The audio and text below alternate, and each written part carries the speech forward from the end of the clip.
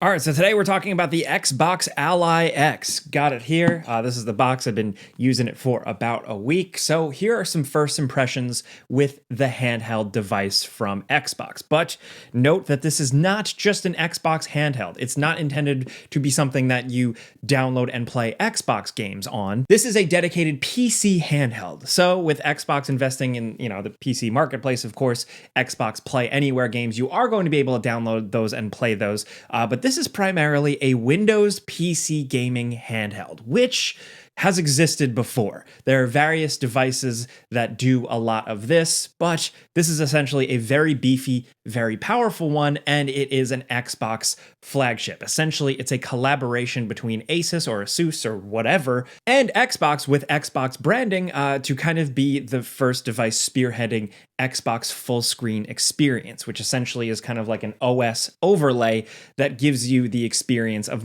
a more streamlined device. Just putting that rough explainer at the jump here because some people didn't realize what this device is. This is essentially something akin to a Steam Deck, but a Windows-based device. The Asus ROG Ally has something that has already been out in the past, but essentially this is the newer, more updated version, spec bump, the Xbox stuff, and there's two versions. There's the $600 version that's a bit lower spec, and then the Mac Daddy, the flagship, the one I've been using, is the one that retails for $1,000 US.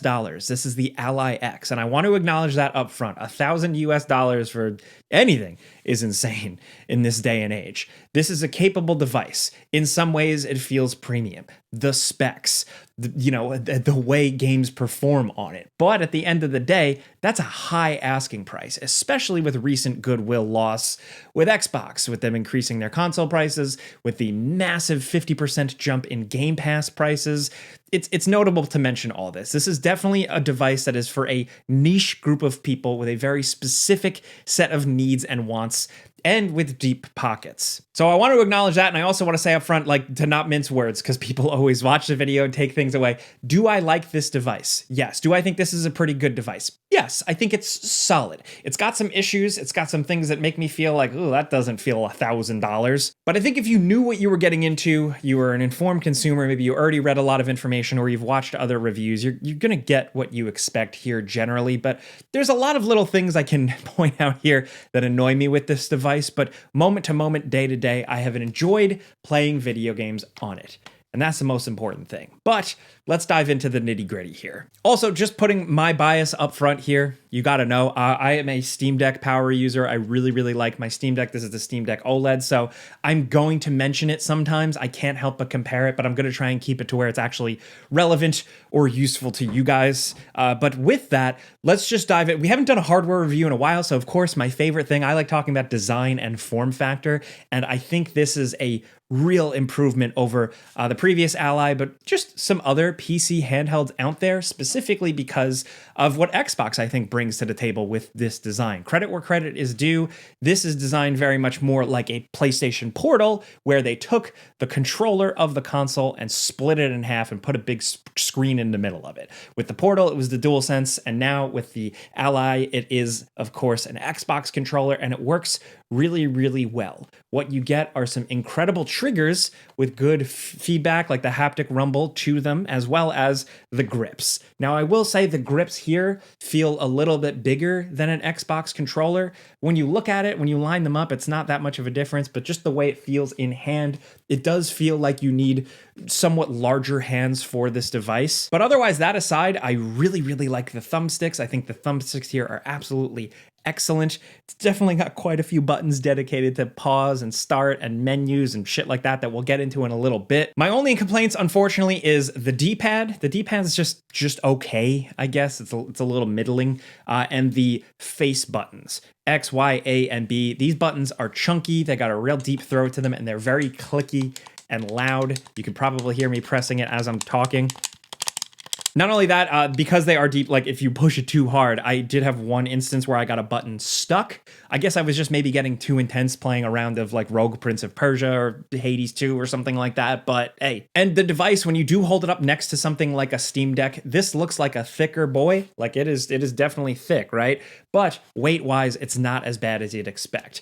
Playing for, like I said, about a week now, I haven't really had too much fatigue And I think that's really important. Now, of course, in terms of the hardware itself, I am not like a Digital Foundry person or anything like that, but here are the specs on screen here. This is generally really good specs, and in terms of $1,000, at least you're getting a decent amount of storage space as well as a premium finish. But the one thing I want to acknowledge up front that I know a lot of screen junkies will also mention is that it's a $1,000 device and you don't get OLED. How it works here, it seems like they just prioritized quality LCD here and high variable refresh rate, stuff like that. So as much as I am an OLED person, like an OLED enthusiast, this screen is all right. I think it gets the job done. I wish it was a little brighter, but otherwise I haven't had any issues with it at all, with the colors, the vibrancy, anything like that. Also, the speakers feel surprisingly premium. Playing Battlefield 6 on this sucker was actually pretty surprising, just how incredible the explosions, the jets and helicopters flying by overhead.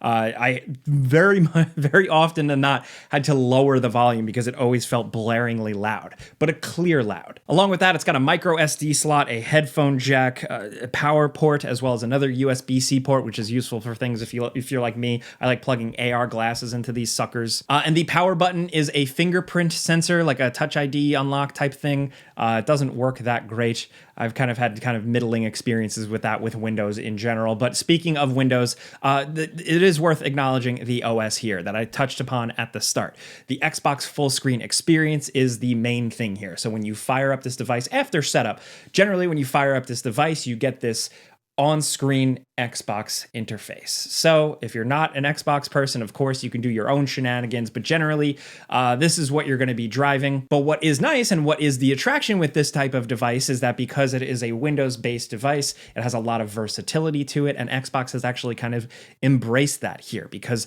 while your main interface is the Xbox full screen experience, right, you actually are able to download and access and use other applications. It comes with Steam pre-installed. I also got Epic Game Store on here, the GOG launcher, whatever you want generally, and it all works fairly well. It's not quite optimized like when you have Epic Game Store, like you're just using the touchscreen to navigate. It's not as clean, but it is still perfectly usable. Launching games, no problem. No tweaking required like how you would do it on a Steam Deck or anything like that. Because again, this is still Windows at the end of the day. Now, Microsoft has talked a lot about how they've stripped back Windows to get access to more memory.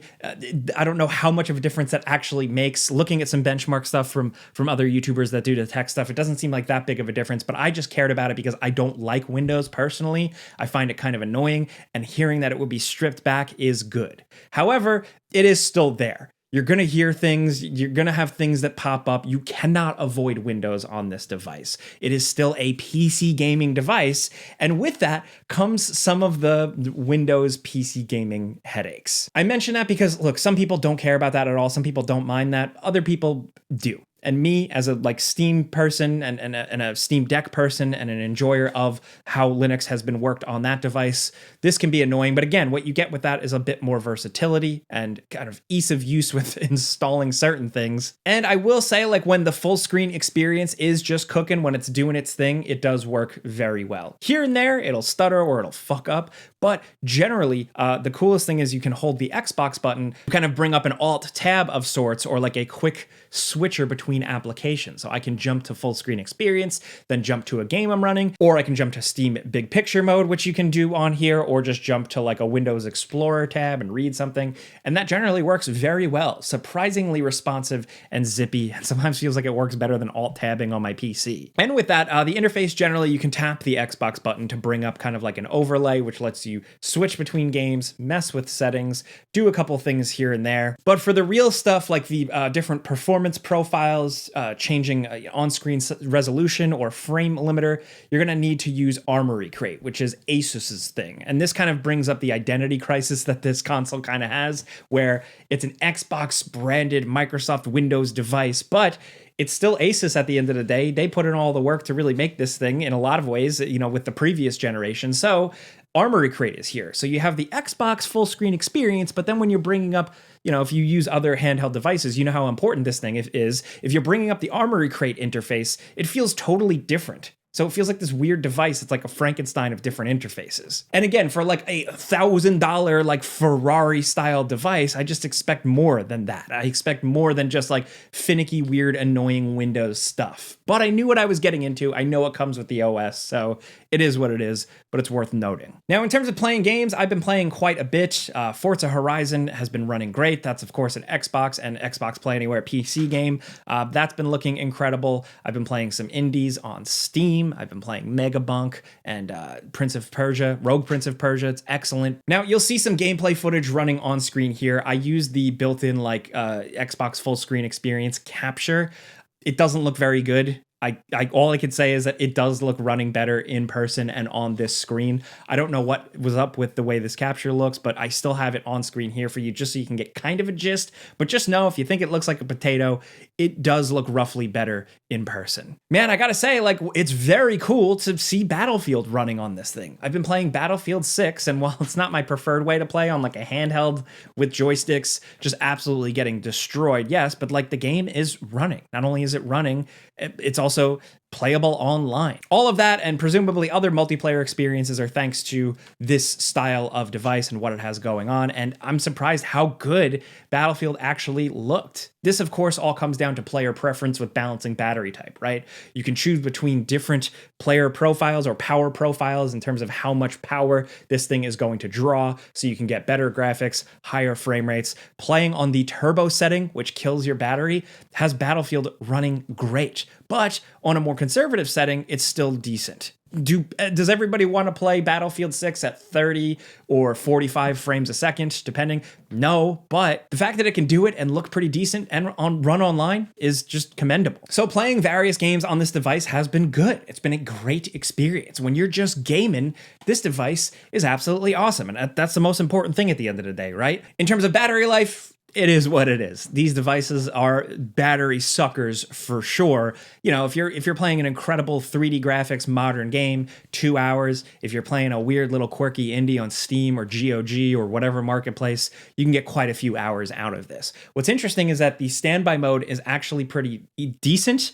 It's easy to wake up the device, and I've had multiple instances where I've let it just kind of hang out for a couple of hours. I wake up the device and barely lose any battery percentage, which is something I was not expecting, but it's been good to see. So generally a solid device from a gameplay standpoint and performing and cranking up games and blasting through games. That's where it's awesome. It's the UI, user experience stuff that it's going to depend on the player and your level of patience and what you need from a device like this. That's what I want to kind of end on, is that the fact that this thing is $1,000, people are going to scoff at that, rightfully so. I certainly did. I am not here to convince you to spend $1,000 on this thing. No way. But if you want your games to scream and money is no object to you, and you are okay with finicky, annoying Windows bullshit happening here and there, you can do this. There are plenty of other options out there. Other Windows-style handhelds at different price points, different spec price points, of course. The Steam Deck as well, much more affordable. You can still get a lot of juice out of it. I think it is good that the market has this. As much as,